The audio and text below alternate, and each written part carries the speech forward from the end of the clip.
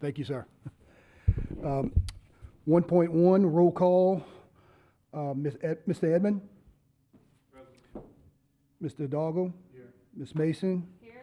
And for the record, Mr. Lejeune, who is not on the committee, but he will be just listening in. Again, all of our board members are allowed to come in and just listen about different things that are going on. So we'll move on to the agenda with 2.1. Selection of a board insurance finance committee chairperson. I will now ask for opening up the nominations as far as the chairperson is concerned. Mr. Superintendent, I would like to move to put Mr. Jeremy Hidalgo back as the chair for 2026. Second. All right, so we have Mr. Hidalgo, we have Ms. Mason's already said it, so any other nominations? All right, it's closed, and congratulations, Mr. Hidalgo. I'll turn over the... Thank you, sir. I will need Ms. Christie's assistance at some point, but I think I can handle it here from today. All right, thank you all. All right, item 2.2, review and approval of Lafayette Parish School Board Insurance Committee, and Finance Committee meeting minutes from the November 5th, 2025 meeting, which was our last meeting. At this time, I'll accept a motion to approve those. I put a motion that we accept the meetings from November. Second. Motion and a second. Any public comment on our meeting minutes from the November meeting? Board members?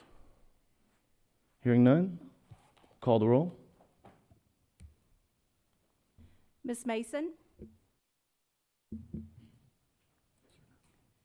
Yes or no? Oh, yes, sorry. Mr. Edmond? Yes. And Mr. Hidalgo? Yes. 3-4, none against. All right, motion carries. Item 2.3, discussion and our action regarding the Gallagher report. We'd like to welcome our Gallagher friends and team back since November. Welcome back. The floor is yours. As always, please speak clear into the microphone, and it's all on you.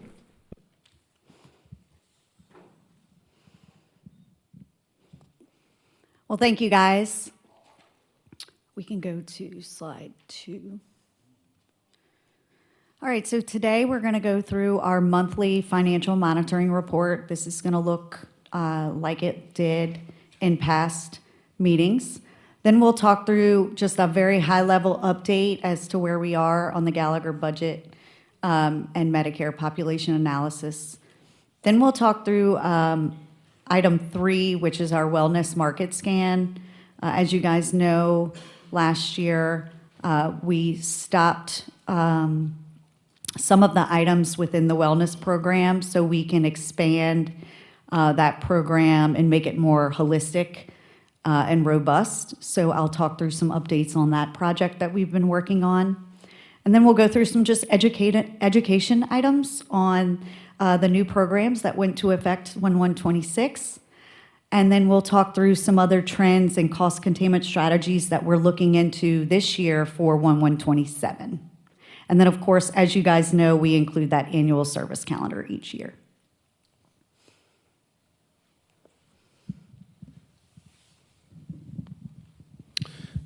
Good afternoon.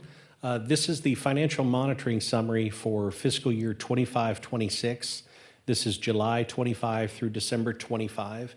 So just a reminder that your plan year, you might hear us talk about plan year, that would be from January to December, but you all are on a fiscal year, so we're looking at this from July of 25 through December of 25. So this is kind of a mid-year review. This is cumulative plan performance and an executive summary. And we are speaking on the terms of per member per month, or PMPM. This allows us to compare across all of these different plans or classes, which I'll quickly explain. The all plans and all classes, that's the blue line. That is the total plan with everyone grouped together. This includes the Humana plan along with the self-funded together, is performing at $557.32 per member per month. The rolling 12 that you see on the right is taking into account instead of just the year-to-date or that July to December, the rolling 12 is taking in the last 12 months. So that would be January through December, is running at 504.67. And what that explains is that since you're seeing it year-to-date at 557, is that it is trending upward. And that's in line with what we're seeing with medical inflation, pharmacy inflation, and those things. We are working on other mitigations, but that's what that indicates. Now, the green and the yellow, these are what we call classes. So you have your active employees that are running at, that includes the return to work retirees. That's running at $657.71 per member per month. Then we have our retirees with no Medicare, and this would also include those that aren't, this includes anyone that's ineligible for Medicare.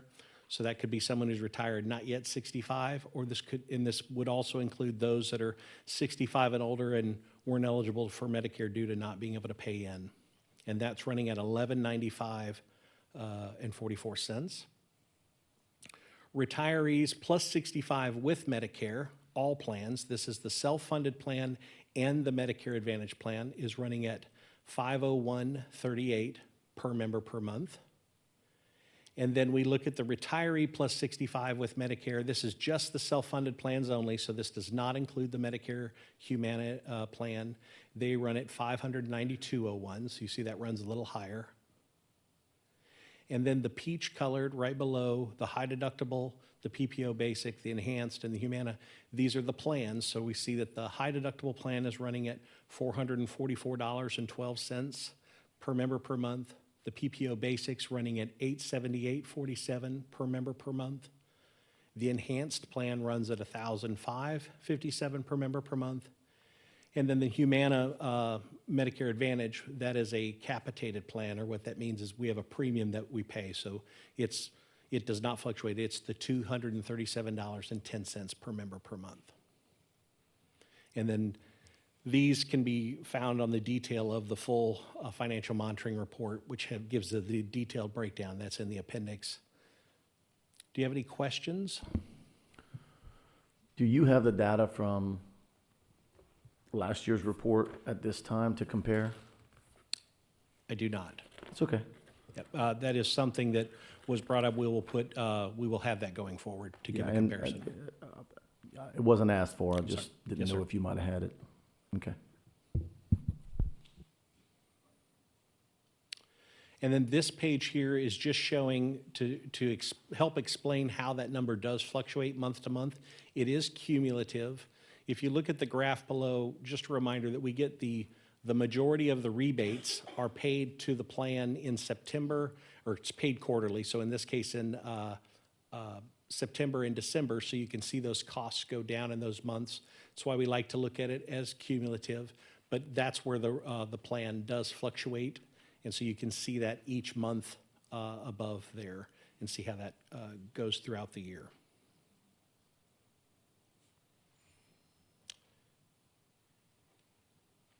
And then the next page, budget, Medicare Advantage versus EGWIP analysis update. This will all be presented in March. We'll be presenting that to the workshop and then bringing that here for you all, where we go out and we do an actuarial analysis for our projection for what those costs are next year, and that will take into account also a lot of the bold decisions that this board made last year and aggressive decisions that we've made to keep that cost containment down. So we'll be bringing all of that together, and that will also include an analysis of the comparing to the Medicare Advantage and what it would look like if we didn't offer that and so on. Any questions?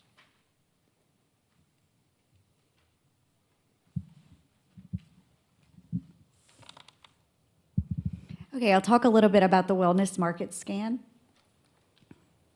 You can go to the next slide. Okay. Okay, so we are in the market for a robust wellness vendor and program. So through this process, we've engaged with our wellness consultants within Gallagher. This market scan is at no cost. This just is part of the scope of what we do for you guys.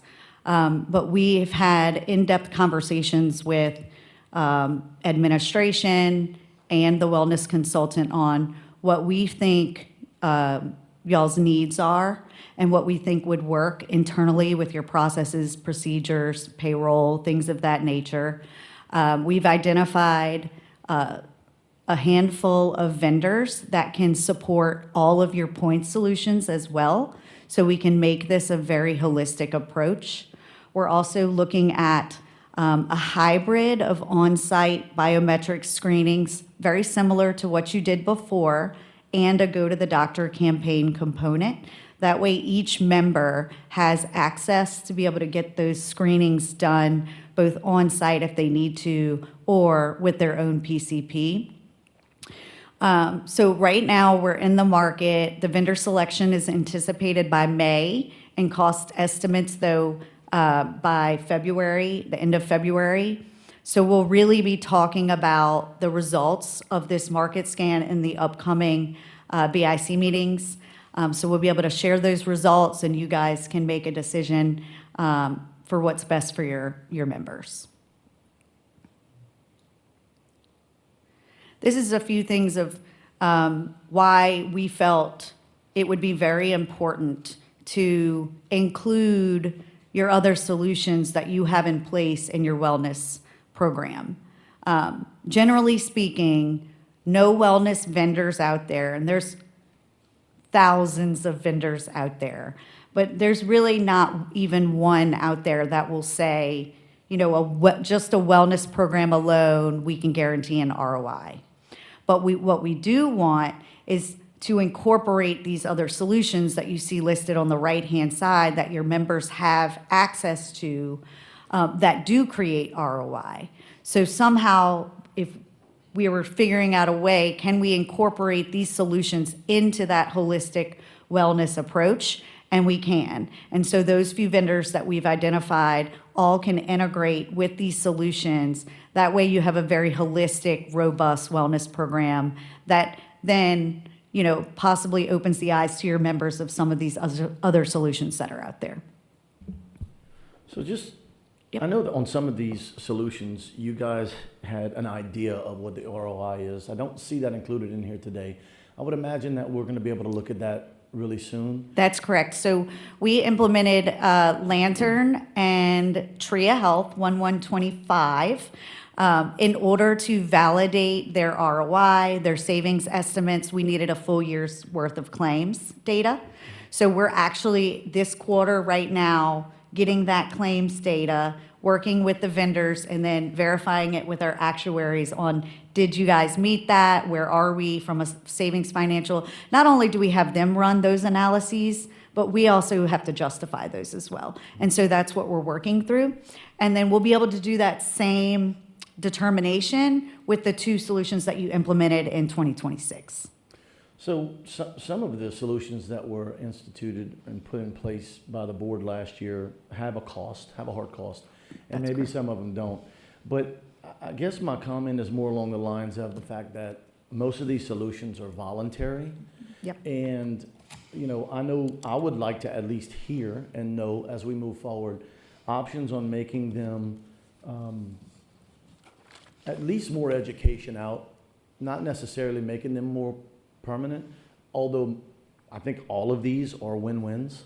It's just a matter of educating folks and maybe doing something that, you know, different than they've done in the past.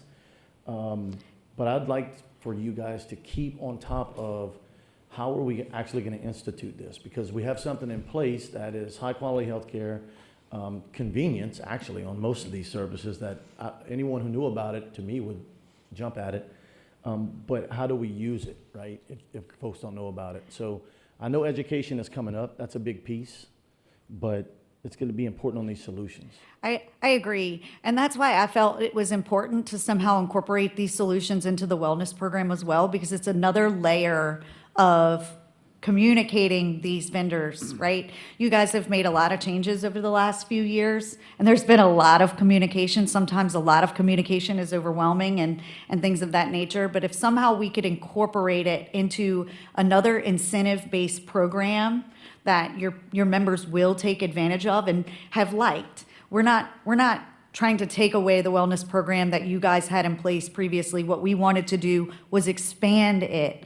And so in order to expand it, we just needed to pause that while we really took a deep dive into that program and how we can make it even better. And your members did utilize the previous program, but I don't know if there was much return from a plan perspective, right? So we're trying to do that along with how can we get these solutions in front of all of your members in a different way. And so that is a goal, as well as continuing to expand upon the current programs that you do have in place. Like you said, some of them you can tweak and change and look at the different options, and we certainly are doing that year over year. Can I ask a question? Yep. On the eligible members, Yes. can you explain what Medicare retirees under review is?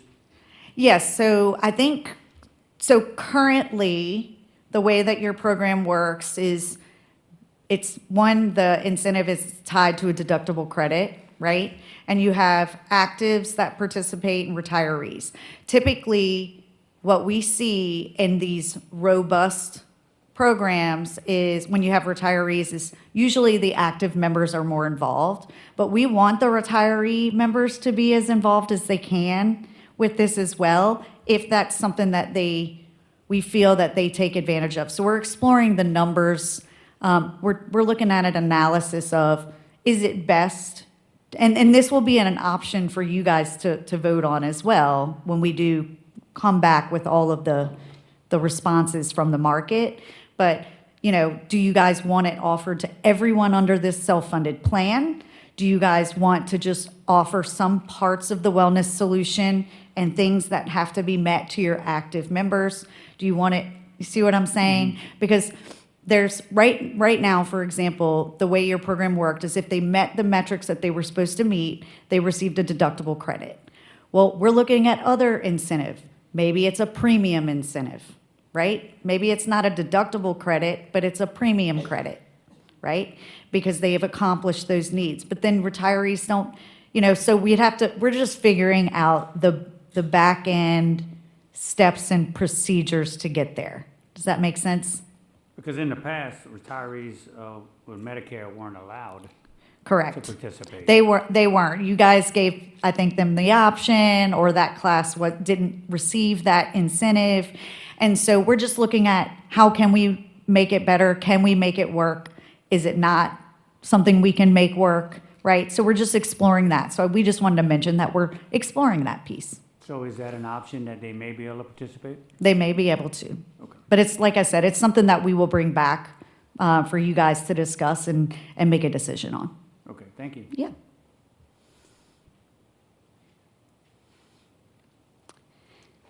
Okay, this is something I just wanted to, I think everybody in this room hopefully understands this, but if not, we just wanted to reiterate it as we sit here. The way in which the networks work and process and should be thought of in your minds is, first, let me check Lafayette's network. Lafayette's network are those direct contracts that we've been able to negotiate, that you guys have been able to negotiate. If my provider is not one of those that has been negotiated as a direct contract, think Verity next. Verity should always be, Verity HealthNet should always be the next place you look for a doctor or a provider or a hospital to find out, is that person in your network? And then lastly, if your provider or your doctor is not in that Verity network, then it's where you would check the Aetna network, right? So we just want to let everybody know to get into that mindset. Definitely as well, when your providers call or to verify benefits when you're at the doctor's office, they need to check Verity first, right, before they look into Aetna. We have educated customer service on all ends to do this as well.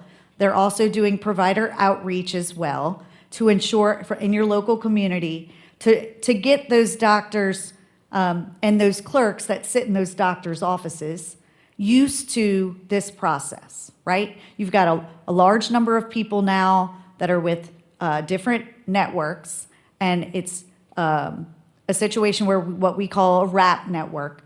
And those providers were used to the old ways of just knowing how the Blue Cross Lafayette plan worked, but with the Blue Cross network, right? So things are a little bit different. It's a learning curve sometimes for those folks that sit in those doctor's offices. So we just want to remind everyone, think direct contracts first, Lafayette's network first. Secondly, think Verity, and then last, look into Aetna. In that hierarchy, go ahead, Superintendent. So the only question I have is, how would any of our retirees or our active employees know who those direct contracts are? Like, for example, we have to be able to tell Yep. them that, hey, Yeah. we have a direct contract with this group, we have a direct contract with this group. Yep. I mean, how would they know to go step one there? Yeah. So if they log into their member portal with Meritain, there is, when you go search for a provider, there is a direct contract section where they can open that up and see who those direct contracts are at this point in time. And correct me if I'm wrong, Trish also has that same direct contract link or PDF posted to y'all's intranet site.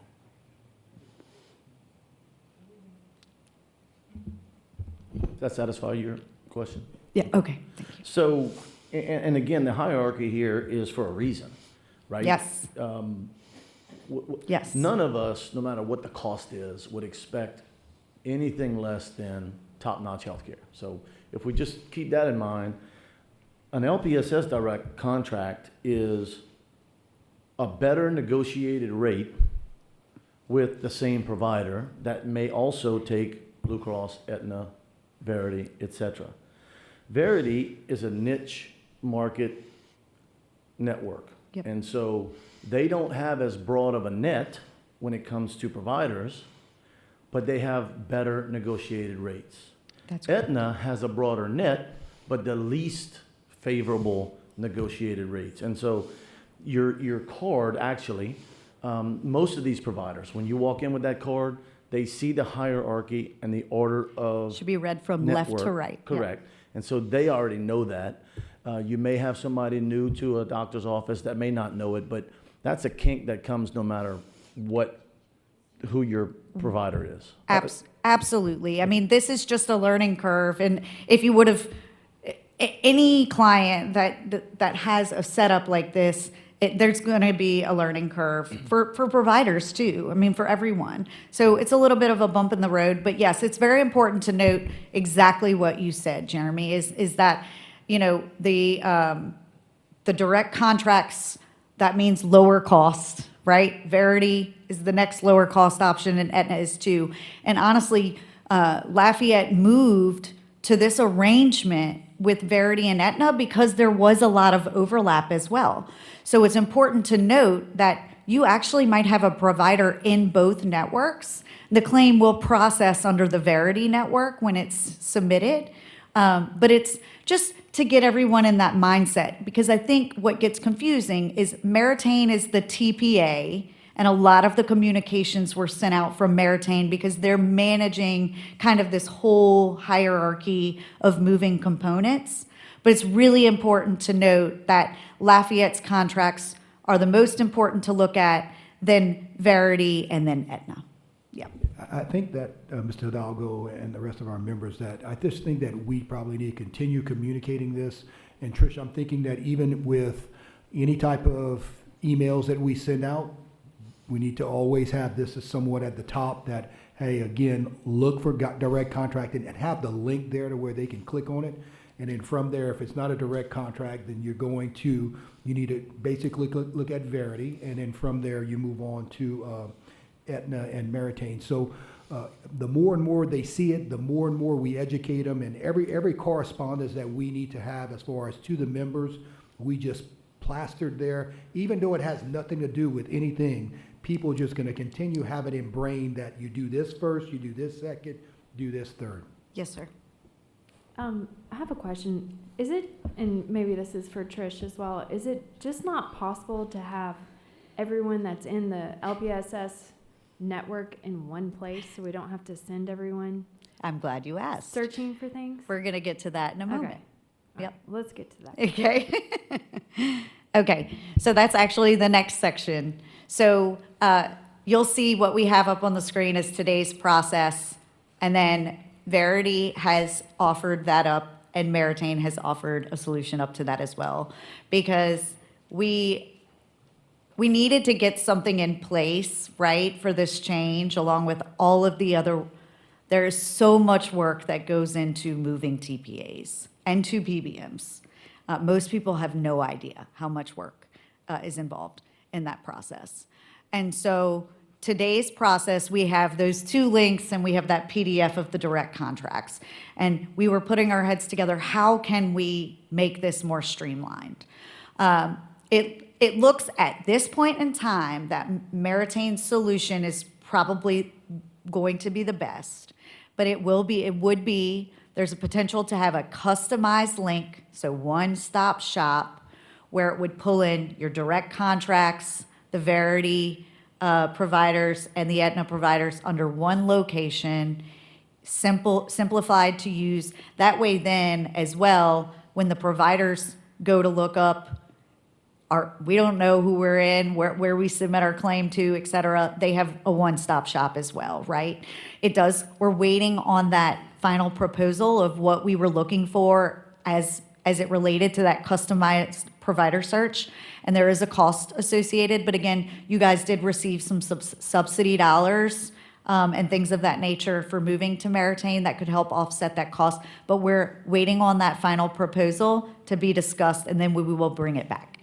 But yes, we're always trying to come up with better solutions of how can we make this easier to the members and easier to the providers. Thank you. I Yeah. think that you need to clear any confusion possible in this whole process. Yeah. Thank you. And I think to add to that, the education piece, and I've heard it from folks, and we heard it at a committee meeting the other day, and I see it. I know we're doing too good of a job of sending out communication. We're sending out sometimes too much information in one communication, and in other times we're sending out too many pieces of communication. When someone opens up an email and there's 7 paragraphs, they probably don't even get through the first one before they just get frustrated. You guys, and you remember how painful this was early on.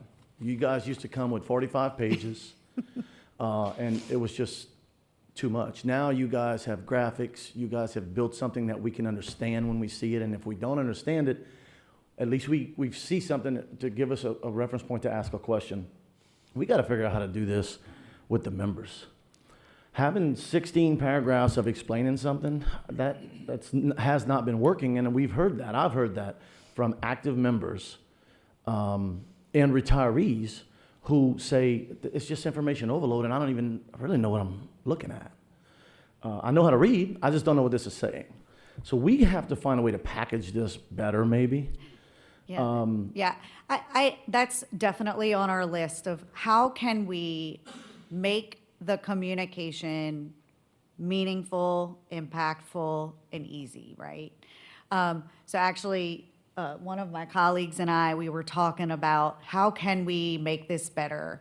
How can we possibly pull everything into one document for actives, one document for pre-65 retirees or non-Medicare retirees, and literally almost what we're trying to do here, a one-stop shop. I know who I am. I know to go pull this one piece of information and it'll have everything I need in it, right? So we're talking through how can we, of course, you've got such a broad demographic, right? So some folks need mail, some folks need, but we're trying to put our heads together as to how can we make that beneficial to all. Is it just not possible to have a massive database that has all of our people in it, and when they log in, it puts up their options? It just Yes. seems like that Like would a be, independent login type of thing? yeah.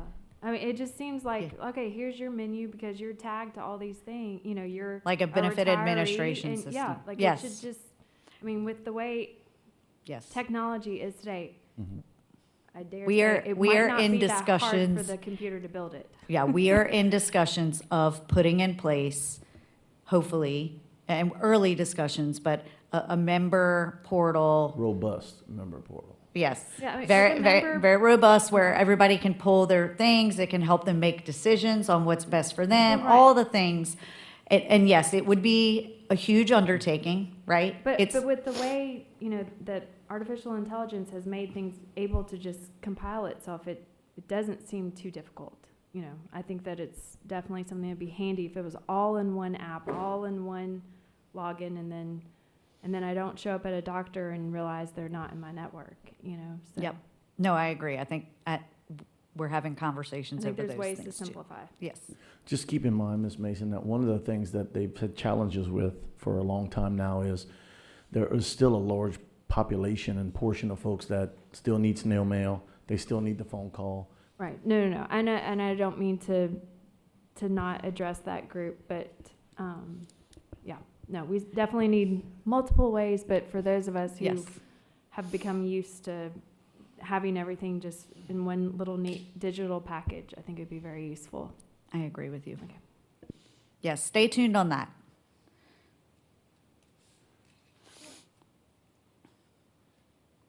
Okay. So this slide right here kind of touches on some of the things, Mr. Hidalgo, that you were speaking of a bit earlier. At the bottom, you will see in bold under Lantern and TRIA, those were the two that were implemented January or March of 25 and January of 25. But there are some estimated savings dollars there. Lantern, it's estimated at around 164,000, but that hasn't been validated by us. That goes back to, that's what they're saying, but we've got to validate it after, we're working on that validation right now. And then with TRIA, they're estimating about $702,000 in savings, which is really great. Your engagement has picked up significantly. We, of course, want to see it even more, but it has picked up. Why? TRIA has worked with us on multiple communications out, so they communicate directly to the members. And I think they've already gotten some, and we'll be sharing this once we get their year-end report, but they've gotten some of your member feedback and have some success stories too, that people from your community with Lafayette have said, I want to share my story, which is also really cool. So it could be that too, where members are telling other members about their experience with that particular program. But we're going to dive deeper. Once we have that final report, we're going to be sharing it with you guys on how many are engaged, what the month-to-month engagement looked like, how many communications, what type of communications, what drove that success, Are basically. we able to target? So, we know you guys and Trish's department know what, the members' health situations are. Are we able to target members and say, hey, we're not just a salesman calling, this is Lafayette Parish School System is calling, and we want to talk to you about a point solution and a program that was put into place that is maybe more convenient for you, maybe is better healthcare for you, definitely going to save the system money, in essence, save you money. Yep. So they do, there are some aspects of their programs where they can target members as well. Good. Yep, already. And then Quantify and FedLogic, those were implemented 1/1/26. Just remember, Quantify is that infusion program where members can have those eligible infusions done in the privacy of their own home with a physician and a nurse. And then FedLogic is an additional program that can dive deep into all of the state and federal programs out there that can help subsidize medical expenses and things of that nature. And members, you may remember the Quantify solution. This was a big piece. This was a lot of money savings being done in the comfort of your own home. This is one of the things I was talking about. How do we get in front of those members who need this particular service, this healthcare, and say, you don't have to drive to the hospital to pay an extra $3,000 for one treatment. They'll come administer it in your home You're gonna save a ton of money. It's convenient. It's the same healthcare. Yep. Quantify, the way it does work is it is eligibility specific. So they are reaching out to every one of those members where a prior authorization goes through to get a certain infusion. If it's one of their infusions that can be administered in the home, they're making direct outreach. Okay, so are they mailing them, calling them on the phone? Yeah, there's a Maybe certain process that they have to go by because they're nurses, so they have to follow certain procedures and things of that nature. But I believe it's possibly phone first, then they wait 1 week, or maybe they do a mailing and then 2 or 3 phone. I can take that back because I don't want to misspeak on There exactly is their a process. process, but there is a process. Do you have any idea for an estimate of how many of our members are or would be interested in this sort of service, or you have identified as? Yeah, so probably only needing them? 22 and your population has a prior authorization sitting out there Okay, that thank you. qualifies I for missed the, that. for Okay, the. that's only program. 22. Great. It's on the It's, line. it's 22, but some of them are very pricey. Yes. Yeah, no, you absolutely. guys had originally put a value on that. Give Yes. me- Yeah, I saw the value. It's astronomical. Yeah, it's crazy. Any other questions? Okay. All right, and in addition to, so of course, you guys made some very big changes this year, right? We moved to TPA, we moved to PBMs, we also implemented 2-point solutions. So this year, our focus is, of course, that redevelopment of your wellness program. We have a few analyses that we're doing on certain spousal surcharges and/or spousal health reimbursement accounts, but we're doing that analysis and we'll even determine if it's worth bringing it back to you guys or not. But my biggest focus for you guys, as in addition to the wellness program, is oncology centers of excellence programs and screening programs. Your claims for neoplasms, which is cancer, make up the number 4 diagnosis in an inpatient setting and the number 3 diagnosis in an outpatient setting. And those are large dollars.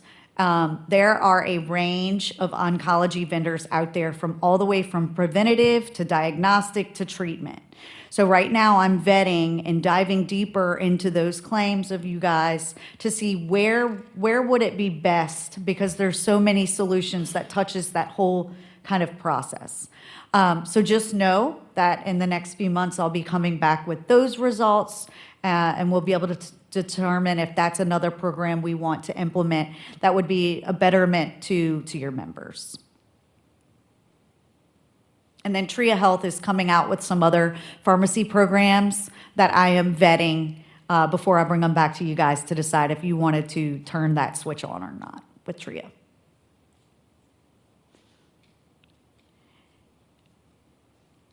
And last but not least, this is our annual service calendar. Again, I like to always point out that it's a fluid calendar. Things can change, right? I did put the board meetings and things of that nature on this calendar, but I understand sometimes those get rescheduled, so it will get edited throughout the year. But this just kind of high level gives you an idea of what your Gallagher team is working on behind the scenes from a high level perspective. We certainly want to allow the committee and board members an opportunity to ask any questions at all, but I would like for you to speak to, I realize, we're in February and we're not really that far into the new onboarding, but kind of speak to how has it been going. I know of maybe a couple of issues and that you guys are working on that are going to get fixed, but the disruption and those things. Yeah. Just speak a little bit to that, because those were big concerns, and I think that overall you guys have done a good job on mitigating that. Yeah, so, and I know Trish and her team, they probably hear more than we do, but if Trish and our team communicate 100 times a day. So I think I can high level speak, and if she wants to add, but like I said earlier on in this meeting, moving a TPA, especially when you move from being with a certain carrier for 30 years, right? is an immense amount of work to ensure that the day that that effective date hits, that TPA is now in place, that things run smooth. And I'll be honest, I am so shocked that it has gone as good as it has gone. And that's really an attribute to the administration behind the scenes, the immense hours that we put into hoping and praying that this will go as smoothly as it did.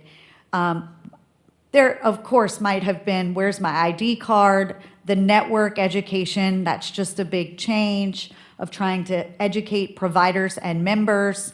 I am shocked by the not as much noise as I anticipated. There's always going to be bumps in the road, and I don't want to say it's perfect because it's never perfect. Even for a 100-man group, it's not perfect, right?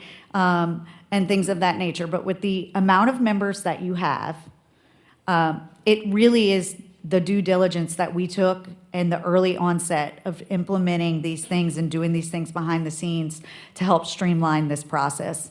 And any time that there is an issue as it relates to, if you feel like your claim isn't being processed accurately, please get with us because we're going to fix it. Because it was always said, and it will continue to be said, for this year, we wanted no more or no less disruption or change to your members, right? And if someone feels like that's happening, then please bring it to administration. We will look into it and we will make it right because, like I said, it's never perfect, right? And I don't know if Trish, you want to say anything, but. Yep. Let me add a few things. Yeah. First of all, again, thank you guys. Again, thanks to Trish and her team. By all means, our board insurance, along with our board members who, again, had to vote on this TPA change and all of the different things as you stated. And to our retirees and to our active employees who are out there working right now, I will tell you, yes, this was huge. But I will tell you, we always, as a team here at Lafayette Parish School System, made sure that the best interest, not just of active employees, our retirees are right at the front of what we're trying to do. I will tell you that I truly believe that my goal, and I've said it to some of you at our advisory meetings, and I've said it to many people, is that we want to provide you with the exact same thing that you had before. That is why tomorrow night I'm going to be asking the board to amend the plan as far as our plan is concerned, because when Blue Cross was looking at it, and you had Meritain that's now looking at it, Blue Cross is saying one thing as far as interpretation, Meritain is saying one thing as far as interpretation, and I'm saying we told the retirees and we told the active employees that nothing would change as far as the two. Why am I bringing this to the board meeting? Because I've stated that any changes to that particular plan that affects finances is going to be brought to the board. So I'm saying is that I want the board to know that I'm going to be tweaking to make sure that whatever was happening before with Blue Cross is happening right now with Meritain, because you should not see any more increases or decreases. In fact, I met a couple of our retirees in the hallway and claimed that their RX, the drugs, they're getting it cheaper now than they were before, Ms. Hargrave. And I will tell you, that is, again, what we're trying to do. Save you money, but listen to this golden word, fun balance. Can we get a fun balance so that if we ever go through a bad year, we have something, I call it, my team will laugh at me, I put it in the cloud, and we can go to the cloud and grab it if we need to, if we have a bad year. Right now we don't. But I will tell you, changing over the TPA, looking at the changes we made as far as RX plans, both retirees and actives, and then looking at, guys, the direct contracting that we have gotten with Acadian Ambulance, that we have gotten with Ochsner, with Lourdes, we're getting better rates than Meritain and Blue Cross and all of those people did before. And it's gonna save us money, and that to me is what this is all about, saving us money, because my hope is we can start looking at this entire plan and make it more affordable for people and make sure that people are getting the best coverages possible. So I will just conclude by, again, yes, it's been a lot, and it's been a lot to tackle, and we've had some continuous meetings out here, and we've done whatever. But I will tell you, we're all a team, and we're all working together, and we all want to do what's right as far as actives and retirees, because health insurance is what matters. Listen, in a short period of time, I'm going to be retired too, and I'm going to have that same thinking about what is it that's going on. So I want you to know that we're with you. This board has worked as far as, yes, there's been some tough times, but I truly believe that we are on the upswing, and we're going to start seeing some things turn in our direction as far as health insurance, that even Ms. Mason, and coming back to me, that even our insurance commissioner wants to come over here and talk to us about some of these things that we're doing that nobody else is doing. Sorry, I met with Tim Temple in Washington DC last week, and he wants to come to Lafayette Parish to see what we have done to cut insurance costs. So, I think that's a good thing. Can we take audience questions? May I say something? Sure. I don't need the mic. I'm down. Okay. Well, it's being recorded. If you could, please. Thank you. Yes, the superintendent talked to us when we came in, and as far as for my wife, a lot of the drugs are a lot cheaper. I would almost say 50%. And as far as the billing, she got a bill, and she called up and she got it rectified. They were actually charging her this year for last year. So it ended up being no charge. What we're waiting on now is when she gets her treatment, whether the new policy will roll over from what the old one was. So that's, as far as she's concerned and I'm concerned, we're happy. As far as the PT, the physical therapy, thank you, sir. They now will take the insurance. Not physical therapy. Yes, which they take a lot of the teachers. So, thank you. You're welcome. Thank you, sir. Thank you.